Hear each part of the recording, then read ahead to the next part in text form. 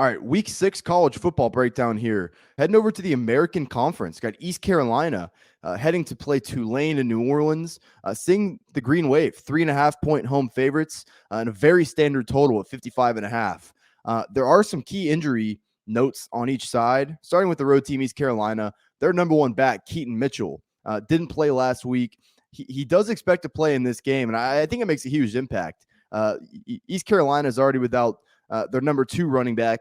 He's already been ruled out of this game. Getting Keaton Mitchell back just adds a level of explosiveness to this East Carolina running back room that they just don't have without him. And I think we kind of saw that a little bit last week. It didn't matter because they were playing South Florida, but getting Keaton Mitchell back would be huge, especially because Tulane, their strength defensively is clearly their run defense. I mean, we saw what they did on the road in Manhattan, Kansas, beating Kansas State, held Kansas State to just 10 points. They really neutralized Deuce Vaughn in that game. And even after that, they faced some pretty good running backs like Frank Gore Jr. From Southern Miss. They really bottled him up in that game. So the run defense for Tulane is stout. I do think if Keaton Mitchell plays, it's just kind of a heavyweight matchup. I think Tulane can contain him, but I do think Keaton Mitchell is a good enough player and has shown enough here throughout his time at East Carolina where getting him back will be a big asset.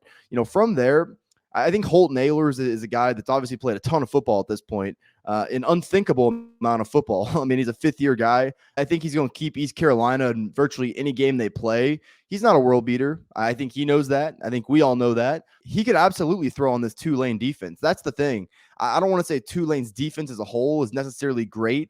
Adrian Martinez is not the kind of guy that's going to really, throw all over your defense. Southern Miss, same thing. And Southern Miss actually did have some success through the air in that game. I think this is actually a pretty balanced attack that it's going to keep Tulane's defense on their toes. I wouldn't be surprised if we see East Carolina carry over that success we saw last week into this game. The issue with East Carolina is I hate their defense. You saw them last week against South Florida really allow South Florida to get back in that game. Main thing I don't like about that ECU defense is really just that defensive line. Not able to get much pressure, and I think that's definitely going to be true in this matchup. Facing off with a dual threat quarterback like Michael Pratt. Now, another injury note, he didn't play last week. By all indications, he is going to be good enough to go in this game. He's made strides as a passer, has Michael Pratt. He's over 9 yards per attempt this year. He's a major threat with his legs. And really, if he's in there, I don't want to say that Tulane's going to move the ball at will, but when you can win up front, like I think they're going to be able to, do think Tulane's going to have a pretty good day at the office. Seeing this total at 55.5, it just seems low. I went back. I actually bet the over in this matchup last year. It got into the 70s.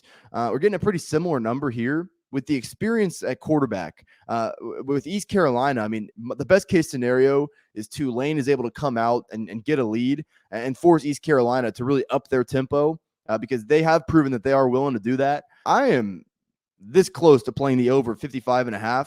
I would also lean towards Tulane as well. They just got a much better defense and probably going to be able to have more balance and multiplicity, just given they are facing East Carolina's defense. They faced much tougher defenses up to this point and still come through. So number does seem a little bit short at 3.5. I'm recording this on Thursday afternoon. I'm going to have a play in this game one way or the other. I think 55.5 is just a little too short. So my best look right now in this game is the over. But I also do lean pretty heavily towards Tulane in this matchup as well. All right, guys, before we get out of here, I know you see the shirt right here, going with the Miami Vice theme today. If you're looking for some new golf apparel, head over to proud90.com. Unique but very comfortable polos. It's colder weather coming. They've also got hoodies and quarter zips as well. Proud 90's got all your golf apparel needs, so browse their selection. If you see anything you like at checkout, use code Fordham. It's going to get you 15% off your order. That's code Fordham at proud90.com. Is going to get you 15% off your order. Support me, support Proud 90. The rest of the information will be in the description below.